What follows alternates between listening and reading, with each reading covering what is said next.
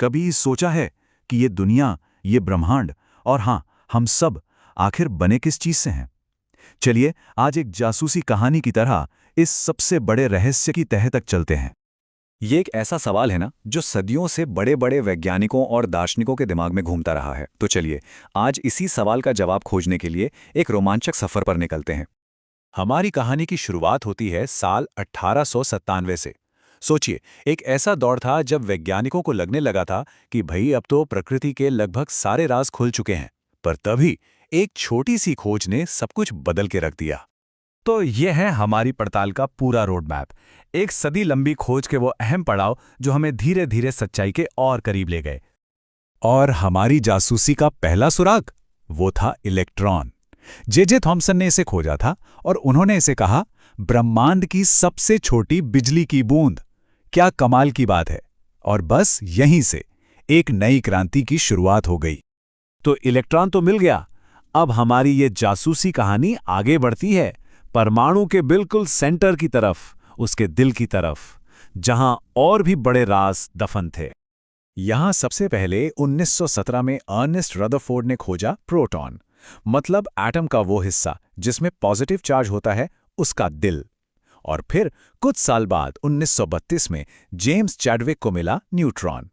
ये एक ऐसा साथी था जिसका कोई चार्ज तो नहीं था, पर हां, उसमें वजन जरूर था। तो बस ऐसा लगा कि पहेली पूरी हो गई है। लेकिन जैसा हर अच्छी डिटेक्टिव कहानी में होता है, ठीक जब लगे कि केस सॉल्व हो गया, तभी आता है एक जबरदस्त ट्विस्ट। वैज्ञानिकों को बहुत जल्द एहसास हो गया कि वो तो सच्चाई से अभी कोसों दूर थे। देखिए, कुछ वक्त के लिए तो साइंटिफिक कम्युनिटी को यही लगा कि बस मिल गए प्रकृति के आखिरी बिल्डिंग ब्लॉक्स, प्रोटॉन, न्यूट्रॉन और इलेक्ट्रॉन, मामला सुलझ गया।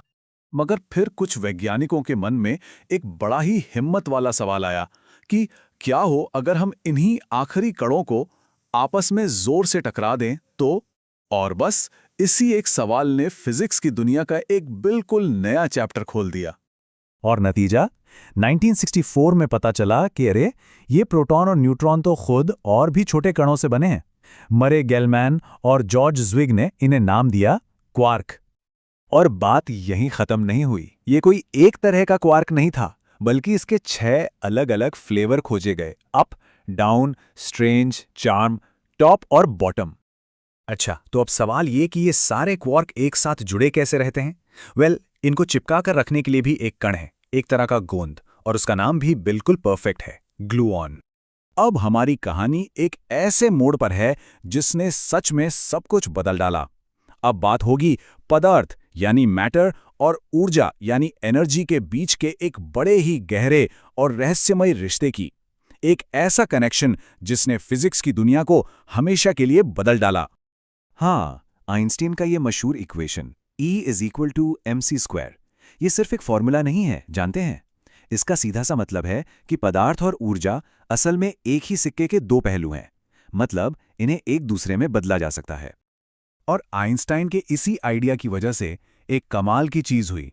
जब वैज्ञानिकों ने कणों को बहुत ज्यादा एनर्जी के साथ टकराया, तो वो एनर्जी पदार्थ में बदलने लगी और देखते ही देखते नए नए कणों का एक पूरा का पूरा चिड़ियाघर ही बन गया। तो चलिए अब आते हैं फिजिक्स के मॉडर्न दौर में, और अब शुरू होती है तलाश अब तक के सबसे मायावी पार्टिकल की। और इसे एक मायावी कण को खोजने के लिए जरा सोचिए, वैज्ञानिकों ने क्या बनाया। एक विशालकाय मशीन, नाम है लार्ज हैड्रॉन कोलाइडर। ये 27 किलोमीटर लंबी एक अंडरग्राउंड सुरंग है। इस जबरदस्त मशीन का मकसद सिर्फ एक था, ठीक वैसी ही टक्करें पैदा करना, वैसी ही स्थितियां बनाना जैसी ब्रह्मांड की शुरुआत में थीं, ताकि इस पहेली का वो आखिरी मिसिंग पीस मिल सके। और फिर साल 2012 में दशकों की मेहनत और इंतजार के बाद वैज्ञानिकों को आखिरकार वो मिल ही गया जिसकी उन्हें तलाश थी, हिग्स बोसान, जिसे गॉड पार्टिकल के नाम से भी जाना जाता है। यही वो कण है जो ब्रह्मांड में बाकी हर चीज को उसका वजन, उसका द्रव्यमान यानी मास देता है। तो ये पूरी कॉस्मिक डिटेक्टिव स्टोरी हमें आखिर कहां ले आई? इसका मतलब क्या है? वेल, ये हमें सीधा हमारे अपने वजूद से जोड़ती है। इस पूरी कहानी का जो सबसे गहरा सच है ना, वो ये है कि इस ब्रह्मांड में सब कुछ, ये धरती, सूरज, हर जीव, हम सब एक ही बुनियादी चीज से बने हैं। सोचकर देखिए, जो कण कभी किसी दूर के तारे के अंदर पैदा हुए थे, आज वही हमारे अंदर सांस ले रहे हैं। ये कोई सिर्फ कविता नहीं है, ये फिजिक्स की हकीकत है। हम सब स्टारडस्ट हैं। तो एक सदी की इस हैरान कर देने वाली खोज के बाद आज हम एक सवाल के साथ रुकते हैं कि ब्रह्मांड के और कौन से बड़े रहस्य हैं जो अभी भी सुलझने का इंतजार कर रहे हैं, और क्या हम कभी उन्हें सुलझा पाएंगे।